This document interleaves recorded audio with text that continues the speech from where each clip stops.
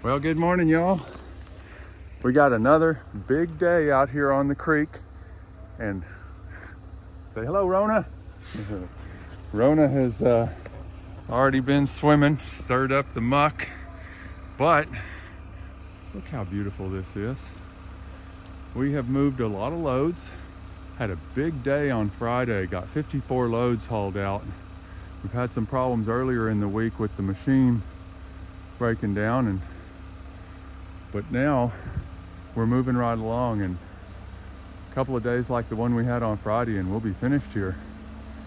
Let's just hope for the best. I'm working really hard to keep the loads managed at the top up there where we're moving them to, and this is looking really good.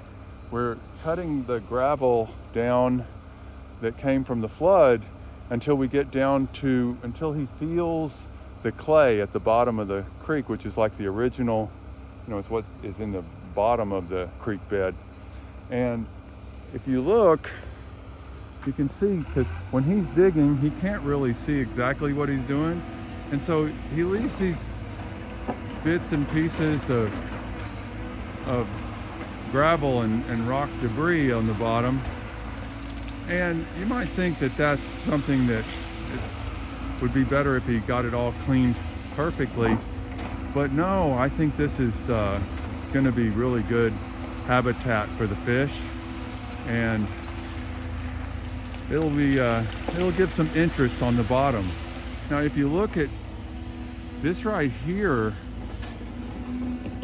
is the level that the creek is in a normal in a normal condition, like when 2 years ago, and for the last couple of years until the drought took over. And that is going to put this pool at about 7 feet deep on average, which is going to be really nice. We're going to come in after that. After we get finished cleaning that out, we're going to come in and clean up this causeway that we're building, and we're going to clean up some of this gravel on the downstream side, and we're going to build that ramp I talked to you about in that first video. I know that video hasn't been very popular with my subscribers, but it's important to me, and I want to show you what I'm doing, and also why I'm not working on other projects right now. This is all consuming. I worked until dark on Friday moving loads. We had 54 loads and I couldn't keep up during the day. And if I stop for lunch and the trucks are still moving, by the time lunch is over, there's 6 more loads out there for me to clean up. I'm gonna try to piece together a couple of segments here. I'm gonna take you over and show you how the machine is working. And then I'm gonna take you up at the top and show you what I have to do to manage the loads up there. So it's early this morning, and you might see the sun come up in the later part of this video. Have to do a little bit of editing. Oh, all right. Let's move it along.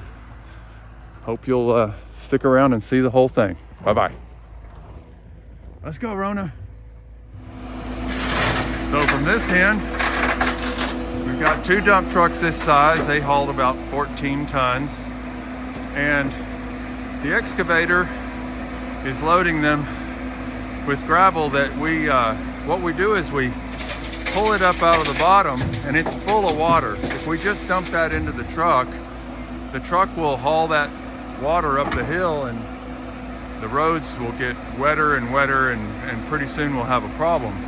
So what we do is we go ahead and dig it up out and place it up out of the water so that it can drain for 20 minutes, 30 minutes, and then we load that up into the truck. And if we get a little water in, it's fine.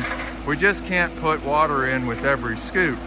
And this operator is really smooth in how he is using this machine, and we're keeping a nice clean, steep line.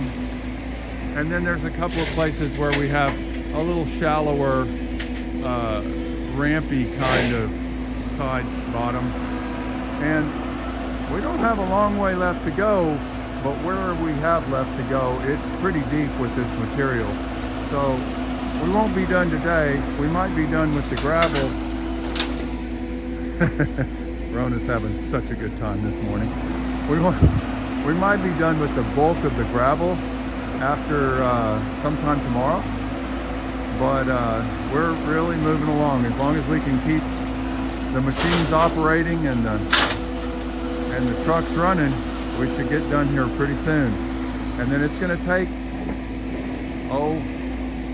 I'm guessing a couple of years to get the vegetation to stabilize the sides here, like it on this side, like it is on the original side. And I can hardly wait to see it and help it.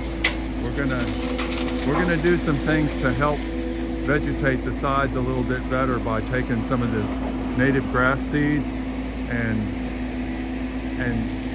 spreading them on the sides. I don't think we'll do any irrigation, but I do think that we're gonna count on nature to give us some help with that. We'll keep a good eye on it, and we'll try to protect our fish populations with anything that we do. So I'm gonna go get on the tractor and start making room for these loads that they're dropping. And I think by the time we get finished, we'll probably have about 200 loads this size that we're hauling out. It's a big project.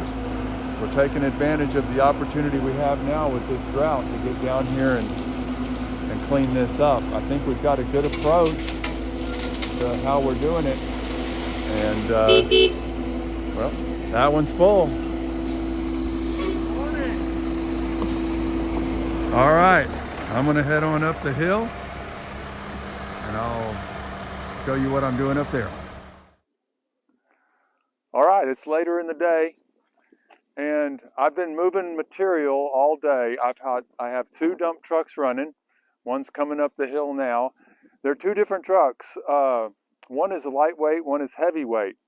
And so one of them can back a little further down the slope without danger. The heavy one has gotten stuck twice and we've had to pull him back out. So the material is gravel and clay mix, but there's a lot of moisture in it, so there's lubricity, and it'll move on itself. And you know, if it gets wet enough, you can have mudslides and such. And so what we want to make sure we do is limit how much water ends up in this material. They're placing these piles, and then I'm pushing them over the edge, and hopefully I get the slope to where it meets down there, but I might have a little bit of tailing slope just because this is so high compared to the ground down below. I'm going to show you how I move these piles. Hopefully my microphone will work while we're working, and but let me show you a couple of things. So this tree is in the way. So I'm working the material behind the tree by putting pile after pile in this location and moving it off down there behind it. And then I'm trying to keep a gentle enough slope that the trucks can get part way down before they dump. And then I can handle quite a bit of slope in this 4-wheel drive tractor. Once I lock the differential, I can climb right back out of a pretty steep piece of terrain. And then I've got my fallback. If I really started to have a hard time getting out, I can plant the bucket and use the bucket to back me out. I'm leaving these piles here because it's a message to the truck driver that I don't need any more material in this area. And that's because the slope is a little shallower here, and this is enough material to go ahead and fill this in, and I don't want to keep piling material up there. I stopped and had lunch. I had caught up with them, but I stopped and had lunch, and in the time that I was eating lunch, the turnaround time is so short that they really started ganging up on me and building up a lot of material for me to manage. So here comes the truck now. This is a heavy truck. The light truck put the pile pretty far down the slope, and you can see his tracks are kind of deep, but he didn't have a problem with getting stuck, and he was able to push this pile pretty far back, and it'll be easy for me to push this pile off the hill. Whereas the truck that's coming now is the heavy truck, and he's the one that tends to put the piles way up here, and then I have to work really hard to get them down the slope. So let's see how it goes. I'm going to jump in the tractor now. I don't think I need to wait for him to dump that load. I'm going to jump in the tractor now, and I'm going to start spreading this down the hill, and I'll try to talk to you. We'll stay close to the camera, and I'll try to be able to talk to you so I can explain what I'm doing as I'm making my moves, because there's a little bit of strategy in how you handle the machine, and I'll try to walk you through it as I do it.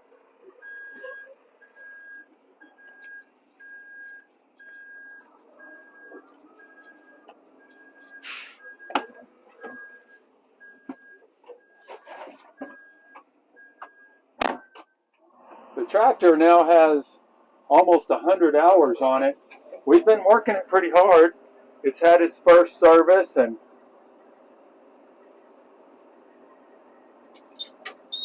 I'm going to operate it in first gear, 4-wheel drive, and then when I need extra hump, I'm going to walk in the differential, the rear differential, so all 4 wheels are turning together, and then I get a lot of push. So I'm going to start with this pile right here, because I want to make way for another one to come in here. And what I want to do when I first start on the pile, I want to start up high and dip the bucket a little bit and push off the back side of it. If I time it and coordinated it properly, I'll dip the bucket at the last to really get a good chunk of material to fall off the back side. And what I'm going to do is I'm going to make a path through the middle of the pile, so that if I attack one side of the pile, the tractor is going to be off kilter. But if I go right into the middle of the pile, the tractor will hit it in an even and equal and balanced way. Now I need a little extra hump. I'm going to lock in that rear differential, and that will get all the tires turning. All the ponies. It's a 57 horse tractor, and you know, it's not a bulldozer, and it's not a skid steer with tracks on it, but it can push a pretty heavy burden in front of it. And it is, so far we've moved well over 100 piles of gravel and clay coming up out of the creek. You can see when I get down deep in the pile, a lot of meat. And one trick I can use when it starts to be too much, I can tip the bucket back, and that puts an angle under the bucket, and suddenly I can move forwards. And that's because it lifts the weight off the front tires, puts more of the meat into the rear tires, and drives me forwards.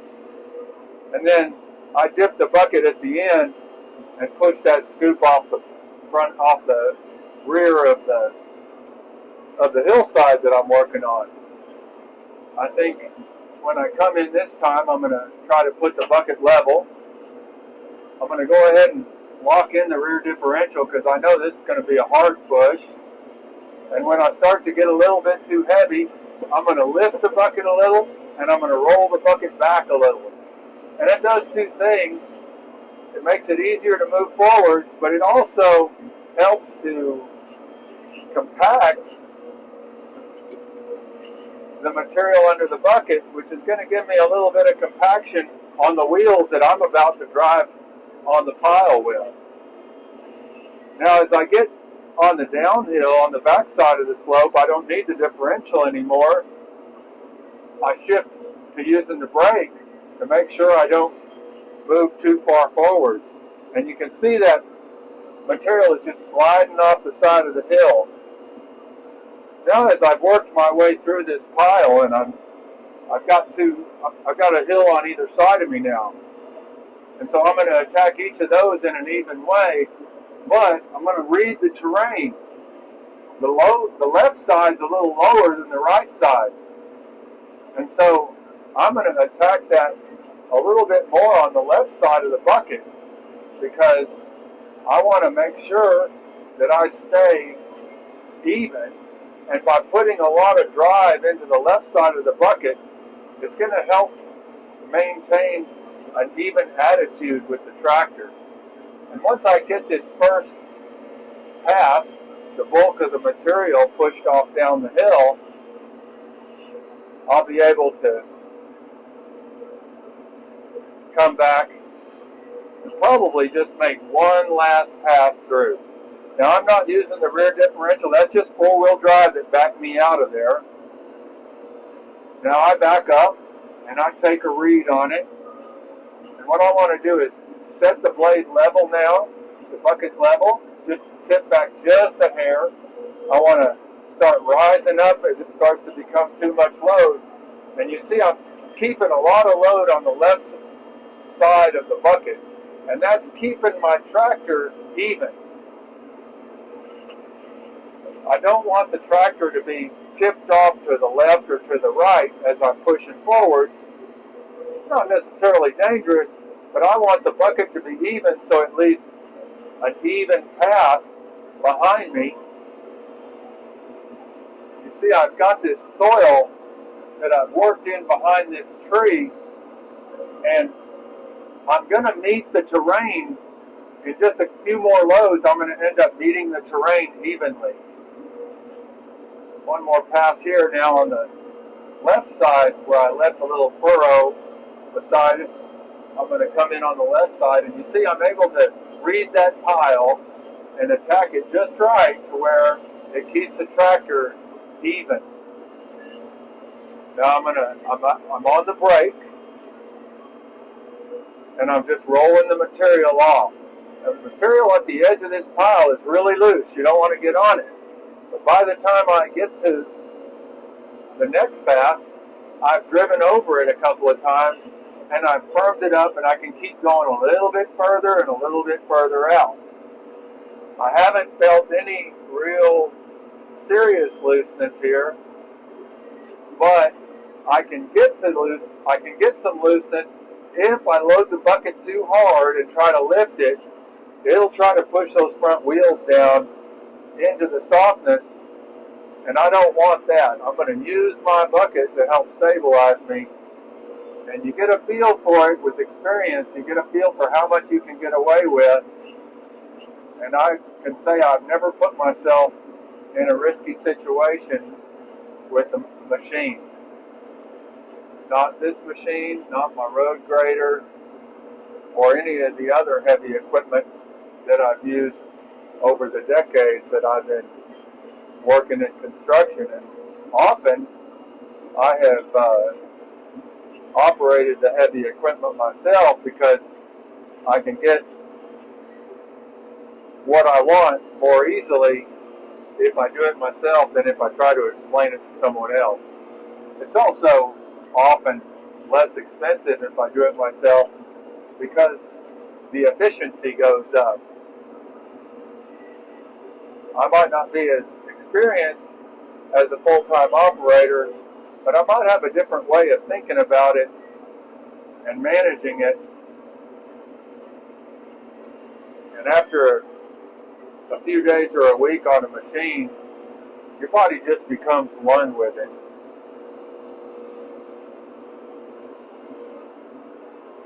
Now I'm going to come over here and I'm going to move this small pile That one was pretty far back from the edge.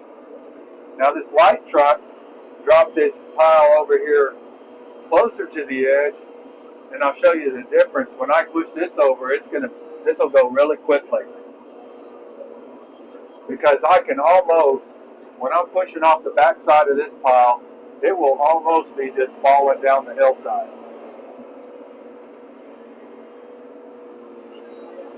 Some of that actually did, I think, go on down the hillside.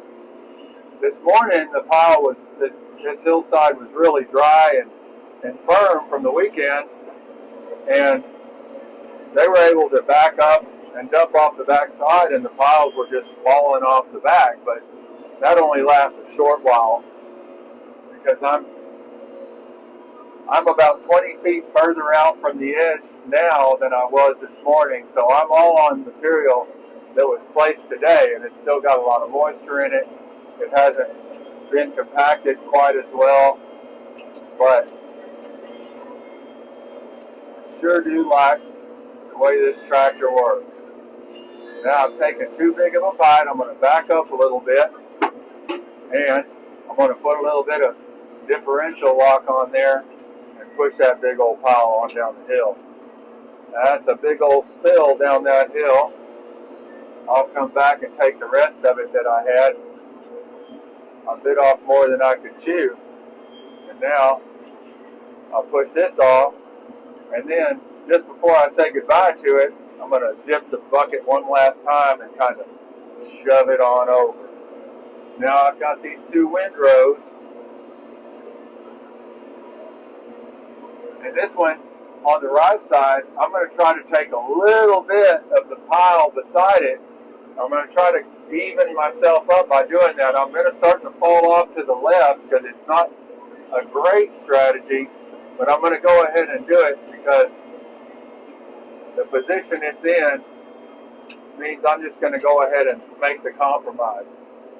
Now behind me, this is that light truck. You see how close he's putting that pile to the edge. That's going to make things really easy on me.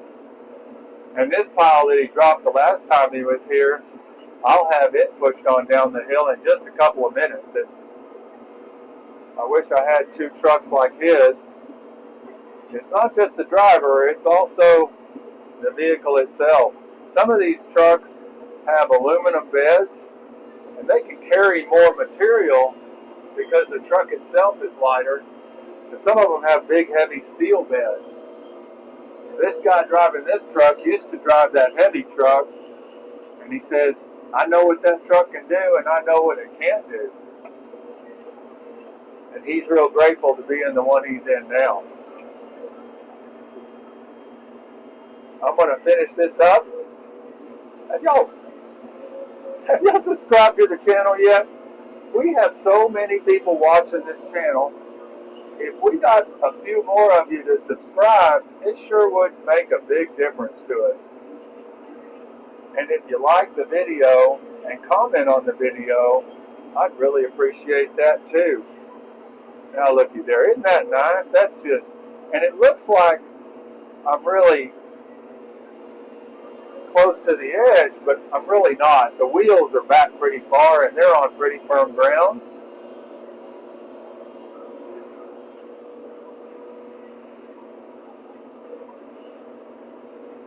One more push right here, and this pile will be done. And you see how much more quickly that happened than the one that was just 10 feet back from the edge. Makes a huge difference for me. Now when I started this, I was about 15 feet above the ground where this drop-off was, and as I'm putting this here, I'm probably only about 6 feet above the ground now, and by the time we get the rest of the gravel up here, I think we're going to be pretty close to meeting the ground down there with an even grade. And I can also come back and seeping it up just a little bit. The material is still cuttable, and I'll be able to make it steeper Now I'm going to have to hit the differential lock to get myself out of here. And it's going to grab and come on out. And if it got any looser, I would use the bucket and I would jam the bucket in like that and push myself out. All right. I'm going to stop it right there.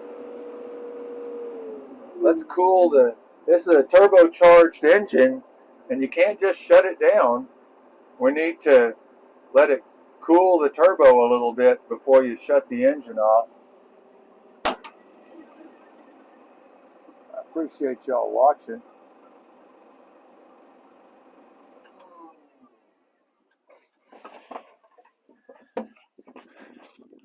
And I'm going to keep doing that till it gets dark tonight. Thank you for watching.